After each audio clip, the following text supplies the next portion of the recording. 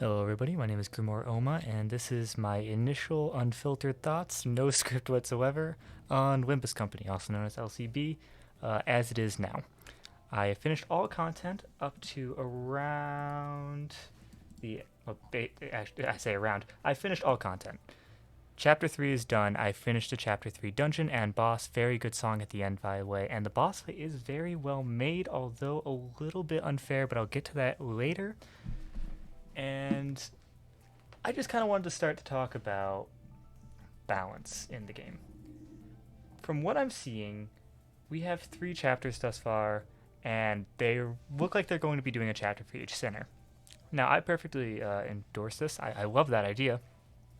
But the end of chapter 3 actually has you at the max level you can be at for sinners, and you're still struggling. Which, unless they actually raise the level cap, is a bit of a problem because future levels are all going to have to be level 30 as well. And as you see in level 3, game variance isn't that big. Enemy variance types don't happen. The initial part of the chapter has Kate Court people, which is a blocking type unit basically, which heals itself. And it's a good introduction. But after this level, they never appear again. They have no relevance in the chapter whatsoever, and it all becomes Inquisitors. Inquisitors are very, very strong compared to what you have been going up against until this point. Basically, imagine the Spanish type syndicate from last chapter on steroids. They have higher rolls, they do multi rolls, and they cause status effects that no one else has. Now, this wouldn't be that bad if it was per se for 3 levels like all other enemies, but it's the only enemy type all the way through here, all the way down here, until around a bad dream. A bad dream is when you get the first boss type Inquisitor, and he is basically just a stronger version of the rest of the Inquisitors. Another issue with the Inquisitors right now is the fact that they're resistant to slash damage. Now, hear me out. This wouldn't be a huge problem if most of the actual identities on display right now are slash based. The Blade Lineage, Kurakuma, and fourth pack. What's your name? Fuck. Not Marisol. Oh, I'm gonna get murdered. Who are you? Oh, fuck.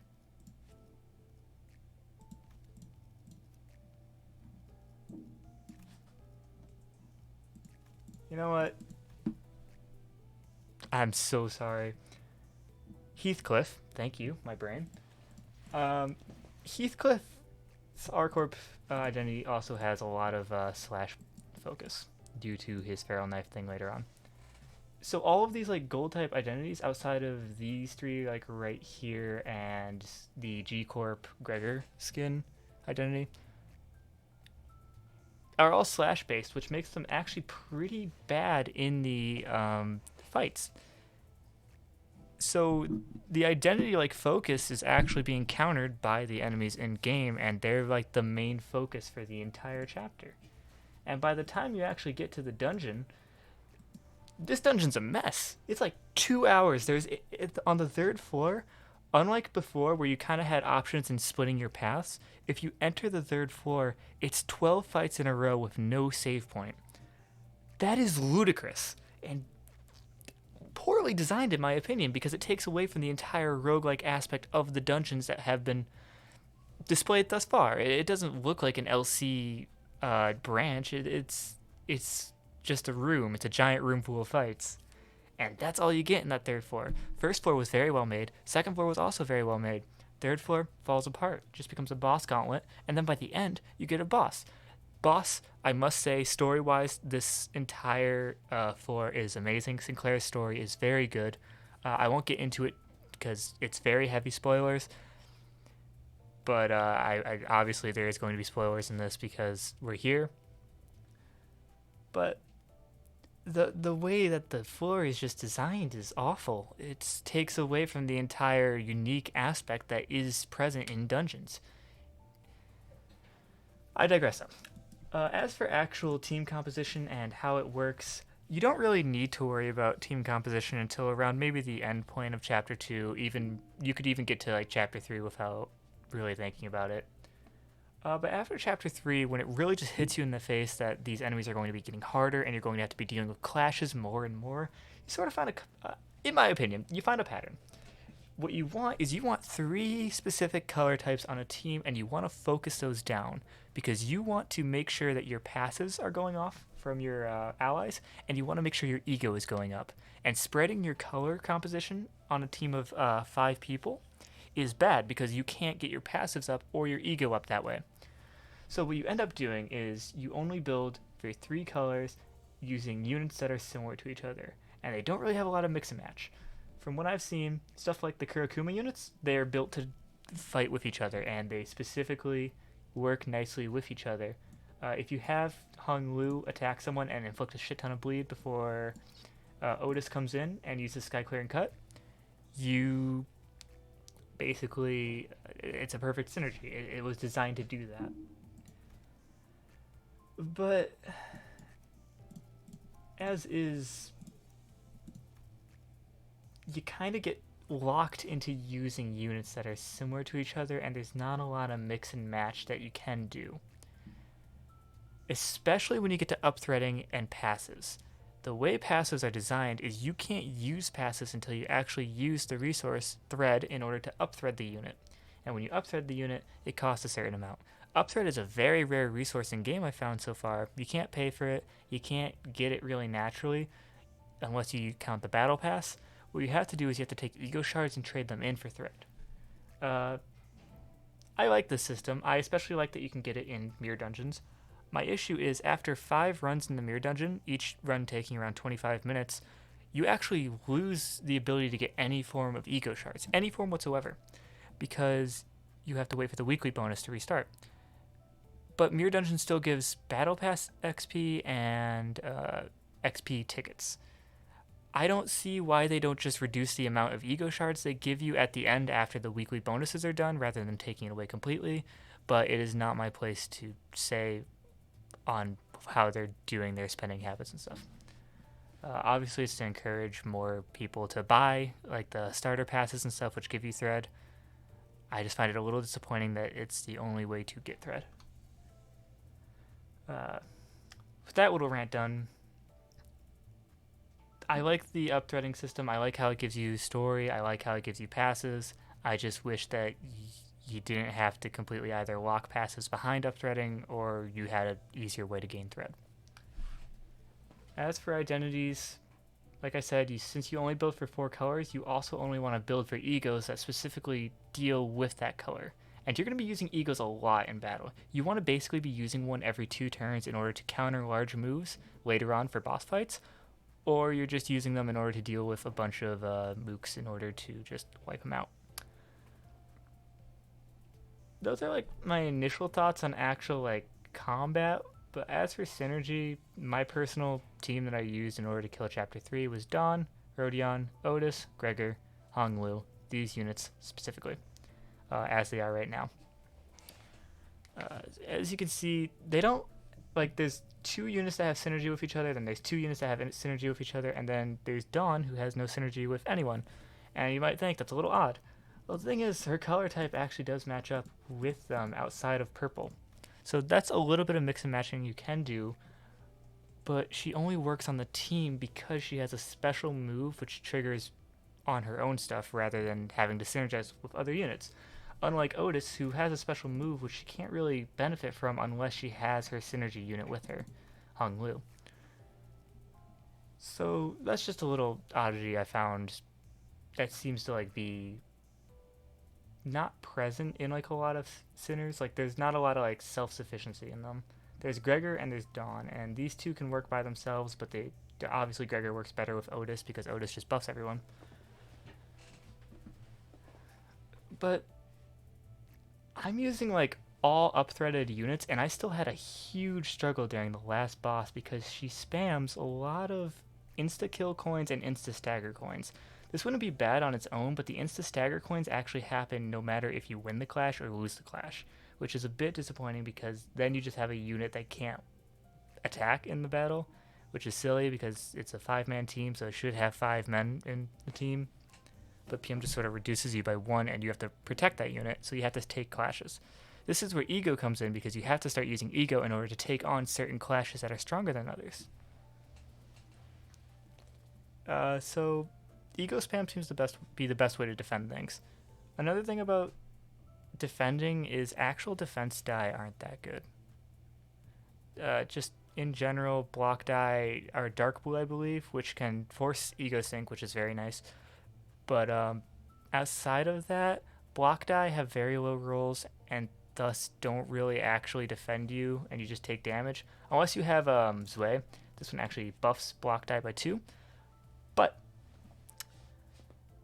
this is actually also buffs counter die and evade die, which are just better alternatives to block die. Evade in particular just completely mitigates damage as long as it outrolls it, and most evade die actually have a higher min roll than most of your attacks, around 4, with this 6. And at max it's 10 and 12.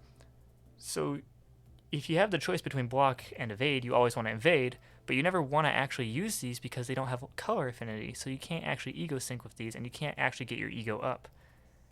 So you could use counter die in that case. Counter die, I'm going to be completely honest, I don't know how they work.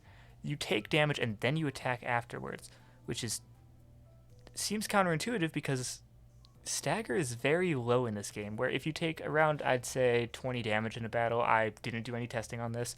I can't say the specific numbers because these are, like I said, my initial thoughts. It seems like you take 20 damage and you stagger immediately. And most units take 20 stagger damage in one attack because most attacks are like 4 coins past chapter 3, dealing around 6 each. So you are basically staggered if you lose a clash. So counter die just don't seem useful. But the thing you can do is instead, like I said, you can use ego defensively, because ego, look at these rolls. Ego has rolls of around 14 as a minimum. This one has a maximum of 28. That's amazing, just in general. So it's better to use these in order to offensively win against the the dice of an enemy, rather than try and defend in any way. So my conclusion is you basically want to use ego to defend, and you don't want to use any of the block options that PM has given you except maybe evade. Which I find kind of disappointing because that's an entire mechanic that just doesn't seem to be useful at the moment. As for actual combat, I think that the actual tutorials in the game aren't extremely clear, especially since it's basically a wall of text that is explained. After you do a couple battles, you don't really get the feel for it in chapter 1 because all of the enemies are so weak that you just sort of steamroll right through them and you don't really think about it. You just try and match colors. But in fact, matching colors isn't exactly that good in the game, I found. It's better to instead focus on what color skills you're using. Like, you're never going to want to use this yellow right here because it's a 5 to 11. It's better instead to use this because it has 3 coins. So, like, yeah, you could match up yellow in order to synchronize with it, but it doesn't actually buff the skill from what I found. It instead just increases your sanity, I believe, your SP. Instead, you want to use this because you have a chance to get up to 12, and then you might min roll. Like, if you min roll first coin and then max roll the next 2 coins, you end up with 12 instead of 16. But that's still better than just having 1 coin like this and ending with 5. So it's better to have more coins in an attack and to use this attack instead of this attack. But early game, it just sort of feels like you're supposed to match colors. But then you find out you're not supposed to, and you're supposed to use this, which is odd. I went on a rant there. I'm sorry about that. But yeah, more coins basically means the skill's better. And the color of it doesn't really matter except for resources in order to use ego and in order to use passives. Oh, that's what I wanted to comment on. Passives. This does not mean what I thought it was. I thought that it meant that color resources that you gain in battle from linking them up, like getting resources for ego, if you had this amount, you would trigger the passive. No, these passives only trigger if you get 3 in the actual combat like connection. The resonance chain, that's what it's called. So you have to get 3 light blue in a chain in order to even activate this passive. So, like I said, monotyping colors is very beneficial because the only way you're going to actually get use out of these skills is to make sure that you're loaded on these colors. Also, they don't need to be next to each other in order to gain the effect. If you have a blue, red, red, blue, it'll still count as 2 blues in the chain and you'll activate the passive. They don't need to be next to each other. So, yeah. I think that's all my initial thoughts on the actual combat so far. I just think it jumps really high in Chapter 3, and I think the combat right now is a little hard to get a grasp on. I can talk about status effects later on, but personally I found Bleed to be the strongest thus far. Yeah. If you have any questions, this is just my unfiltered opinion on Limbus Company with no actual gameplay or editing involved, because I just kind of wanted to get my opinion out there. I have completed all battles though, don't worry. I'm not just talking out my ass. If anyone has any comments or any strategies they found thus far, feel free to tell me. I'm honestly looking forward to more Limbus content, and I'm really planning on maybe streaming events. I'm hoping events really come in. Alright, that's it. Bye-bye.